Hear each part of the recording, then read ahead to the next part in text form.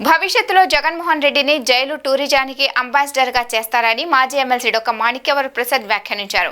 గురువారం అరండల్పేటలోని తన కార్యాలయంలో మీడియాతో మాట్లాడుతూ రాష్ట్రంలో వరదలు వచ్చి అనేక మంది ఇబ్బందులు పడుతున్నారు. వారికి అండగా రాష్ట్ర ప్రభుత్వం, రాజకీయ నాయకులు, అధికారులు, మరికొన్ని స్వచ్ఛంద సేవా సంస్థలు వరద బాధితులను ఆదుకుంటున్నారు. వైఎస్ జగన్మోహన్ రెడ్డి మాత్రం వరద బాధితులను పట్టించుకోకుండా జైల్లో ఉన్న నందిగం సురేష్ని కలవడం సిగ్గుచేటని అన్నారు. హింస రాజకీయాలు చేసే నాయకులను ప్రజలు దూరంగా పెడతారని మండిపడ్డారు.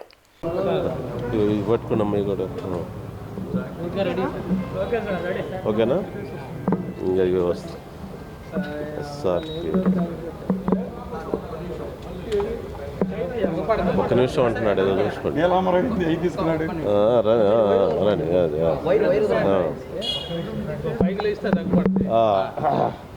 అది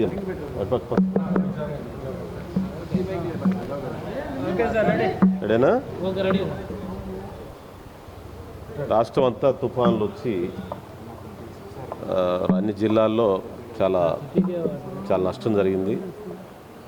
ఆ నష్టాన్ని నుంచి ప్రజల్ని రక్షించడానికి రాష్ట్ర ప్రభుత్వం, స్వచ్ఛంద సంస్థలు అనేక మంది పనిచేస్తూ ఉన్నారు. మీ మీడియా ప్రతినిధులు కూడా చాలామంది పనిచేస్తూ ఉన్నారు. వాళ్ళందరికీ సేవా కార్యక్రమాల్లో ఉండి తరిస్తూ ఉన్నారు. కానీ ఈ తుఫాన్ బాధిత ప్రాంతాల్లో, తుఫాన్లో ప్రజలకి సహాయ కార్యక్రమాల్లో పాల్గొనకుండా ప్రజా హిత కార్యక్రమాల్లో కాకుండా ప్రజా వ్యతిరేక కార్యక్రమాల్లో ఉన్న ఏకైక పార్టీ వైఎస్ఆర్సీపీ పార్టీ. ఆ పార్టీ ఆ తుఫాను కార్యక్రమాల్లో పాల్గొనదు, ఆ బాధితుల పక్షాన మాట్లాడదు, వాళ్ళ గురించి ఏం మాట్లాడదు. కేవలం వాళ్ళు మాట్లాడేది అంత తుఫాను జరుగుతుంటే వచ్చి జైల్లో ఉన్న తన అనుచరుల్ని ప్రారంభించడం వచ్చాడు. తప్పేం లేదు, ఆయన జైల్లో ఉన్నారు కాబట్టి వాళ్ళ కోసం వస్తే తప్పు. కానీ అంతకంటే ప్రాధాన్యత కలిగిన కార్యక్రమం ఇవాళ కాకపోతే జైల్లో ఉన్న వాళ్ళు వారం తర్వాత చూసుకోవచ్చు. కానీ ప్రజలంతా కాకబిక్లై ఉన్నారు, చాలామంది చనిపోయారు. ఆ చనిపోయిన ప్రాంతాలని ఆ బాధితులకి ఏం చేయాలి, సహాయ కార్యక్రమాలు ఎలా పాల్గొనాలి, అన్ని పార్టీలు, బీజేపీ, జనసేన, టీడీపీ, కాంగ్రెస్, అనేక పార్టీలు, సిపిఐ, సిపిఎం అందరూ పార్టిసిపేట్ చేశారు. ఒకే ఒక్క పార్టీ దూరంగా ఉన్న పార్టీ వైసీపీ. ఏంటంటే వాళ్ళకి అధికారం ఉంటే దోచుకోవాలా, సంపాదించుకోవాలా, మళ్ళీ ఎలక్షన్లో ఖర్చు పెట్టాలి. ఇది తప్పితే రాజకీయం అంటే ప్రజాసేవ అనేది ఒక ఇంగిత జ్ఞానాన్ని వాళ్ళు మర్చిపోయారు. అలాంటి పార్టీ రాజకీయాల్లో ఉండాల్సిన అవసరం ఉందా అని చెప్పి నేను ఒకసారి రాష్ట్ర ప్రజలు మనం అందరం ఆలోచించుకోవాలని చెప్పి నేను విజ్ఞప్తి చేస్తా ఉన్నాను. అదే సందర్భంగా నిన్న జగన్మోహన్ రెడ్డి గారు జైలు దగ్గరికి వచ్చి మాట్లాడింది ఏంటి, నేను వస్తే రేపు మీ అందరం లోపలేస్తా అంటే కక్ష సాధింపు చర్యలను మాట్లాడేది. అంటే గౌతమ బుద్ధుడు ఒకడు చెప్పాడు, దెబ్బకు దెబ్బ నిన్నే దెబ్బతీస్తుందని చెప్పాడు. ఇంత హింసా రాజకీయాలు ఏంటి? ప్రజాస్వామ్యం హింసకు తావులేదు. హింస చేసేవాళ్ళని రాజకీయాల నుంచి ప్రజలు దూరంగా పెడతారు. రేపు టెర్రరిస్టులు కూడా మేము రాజ్యాధికారం భారతదేశంలో గెలుస్తామంటారు. ఒప్పుకుంటాము మనం? భారతదేశం అహింసాయుతమైన దేశం. ఇది అహింసను నమ్ముకుంది. మహాత్మా గాంధీ అహింసని జీవితాన్ని త్యాగం చేశాడు అహింస కోసం. బాబాసాహెబ్ అంబేద్కర్ ప్రజాస్వామ్యం మీద రాజ్యాంగాన్ని నిర్మించాడు. అలాంటి రాజ్యాంగం, అలాంటి అహింస దేశంలో నువ్వు హింసను ప్రోత్సహిస్తావా? నేను కొడతాను, నేను కొడితే దెబ్బ ఎట్టుంటో చూద్దురు మీరు, రేపు నా రివర్స్ ఎలా ఉంటుందో చూద్దురు మీరు. ఇదే ఈ భాష. అసలు ఒక రాజకీయ నాయకుడు, ఒక మాజీ ముఖ్యమంత్రి ఆ స్థాయిలో ఆ భాష మాట్లాడవచ్చా?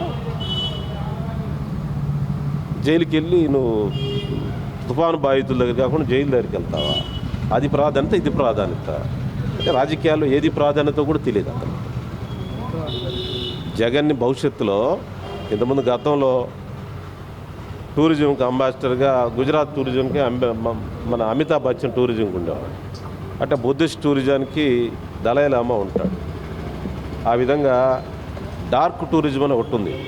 మీకు ఐడియా ఉంది? డార్క్ టూరిజం అంటే ఏంటంటే ప్రపంచంలో ఏదైనా విషాద సంఘటన జరిగినప్పుడు, జలియన్వాలా బాగు, హిట్లర్ టైంలో వచ్చిన యూదుల మీద జరిగిన దాడులు, వీటన్నిటి ద్వారా ఒక డార్క్ టూరిజం అని ఒకటి పెట్టారు. అంటే ప్రజలు ఆ జ్యూస్ ఏ విధంగా చనిపోయారు హిట్లర్ టైంలో, జలియన్వాలా బాగ్లో డయర్ ఏం చేసి, ఇదంతా కూడా టూరిజంలో ఒక పార్ట్. అది ఒక డార్క్ టూరిజం అంటారు. అలానే భవిష్యత్తులో జగన్ని జైలు టూరిజానికి బ్రాండ్ అంబాసిడర్గా పెడతారు ఇలా చేస్తారు. ఎన్నికల్లో అర్హత కోల్పోతారు. హింసని ప్రోత్పలం చేస్తే, హింసని రెచ్చగొడితే ఎలక్షన్ కమిషన్ వాళ్ళు రాజకీయాలని అనర్హుడిగా చేస్తుంది. తప్పది. అతను ఆ భాష మార్చుకోవాలి. 5 ఏళ్ళు టైం ఉంది, నువ్వు పనిచేయి, అహింసాయుతంగా పనిచేయి, రాజ్యాంగ పరిధిలో పనిచేయి, ప్రజాసేవలో ఉండు. అంతేగాని నాకు ఇప్పుడే అధికారం కావాలని ఒక హింసోన్మాదాన్ని రెచ్చగొడితే రాజ్యాంగం ఒప్పుకోదు. ఇలా చేస్తే జగన్ని జైలు అంబాసిడర్గా పెడతారు, జైలు టూరిజానికి అంబాసిడర్గా పెడతారు.